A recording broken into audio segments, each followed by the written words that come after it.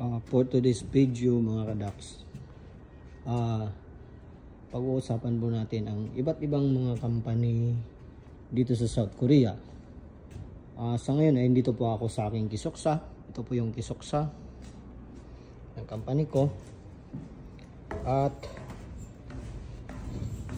lalabas tayo at ipapakita ko sa inyo ang mga company, mga iba't ibang gongjang in Korean. Yung companies or factory is gongjang. So labas tayo. Dito yung loob ng Kisoksa. At sa ngayon mga kadaks ay winter ngayon, malamig yung panahon. Kailangan mo magsuot ng makapal tulad dito, tulad ngayon. Tapos kailangan makasapatos ka kasi pag hindi ka nakasapatos masakit sa paa at sa tinga rin. Ito yung isang kampanya dito. Ayan, parang suggestion ng mga metal. Ito rin, kampanya rin yan. Ayan. Tsaka sa ditong dako, lahat ng nandito magkakapitbahay, puro company yan. Dami-daming company dito. Kaya sila nag-hire ng mga iba't ibang lahi tulad ng Cambodian, Filipino, Chinese, Tigok Saram, Vietnam, at marami pa, Uzbekistan, Russian, kasi shorted sila sa tao, kulang sila sa tao.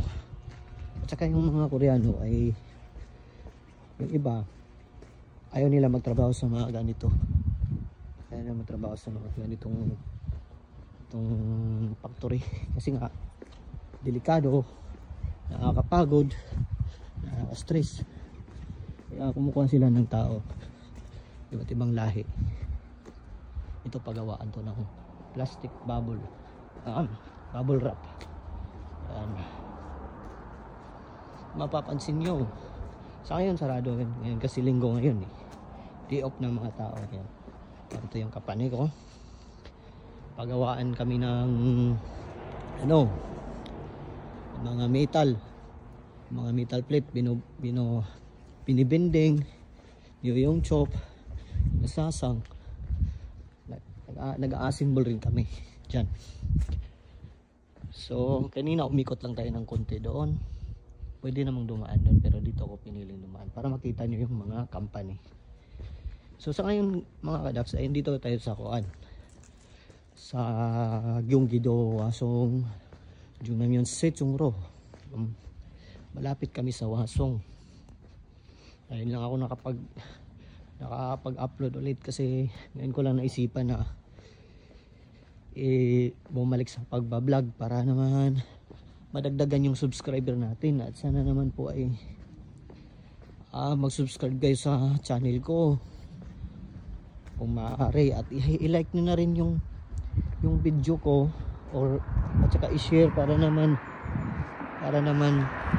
makita ng mga aspiring na Pinoy na papunta pa lang dito sa South Korea.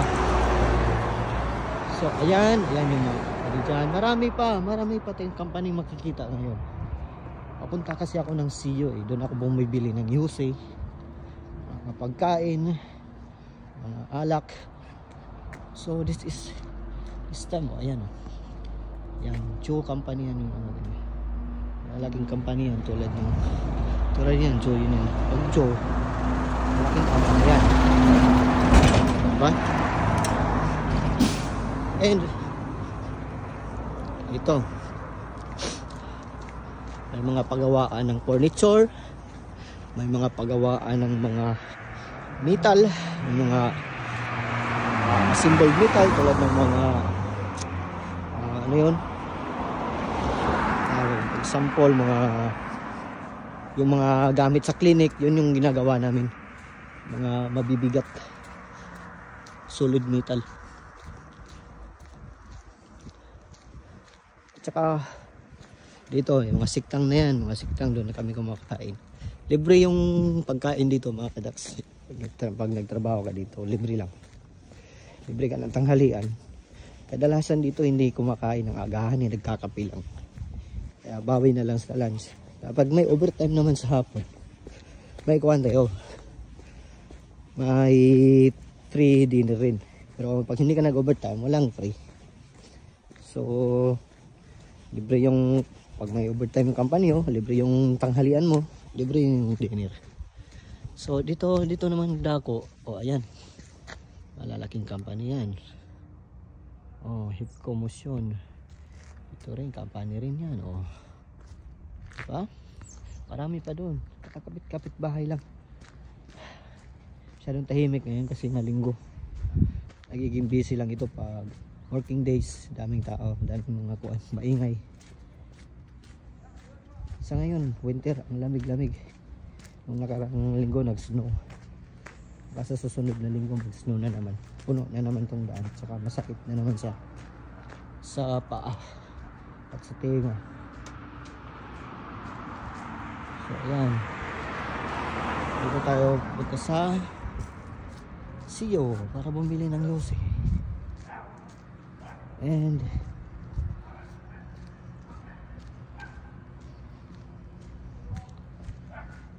pag bibili ka, anyong hasayo ka. Anyong hasayo, ganun. Okay. Pasok na tayo. Ayan, anyong hasayo.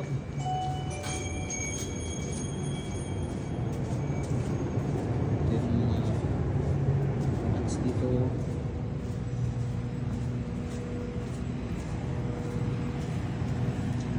naman sila dito bibili sa tubig or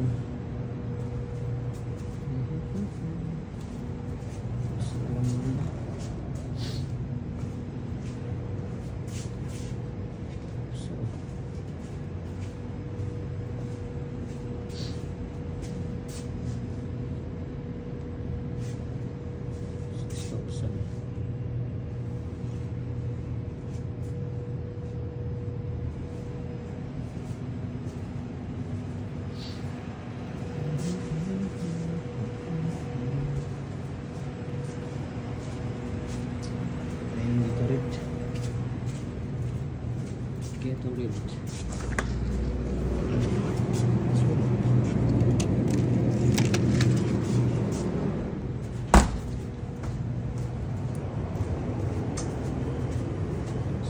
Tambay siya Marlboro Rido Hanado.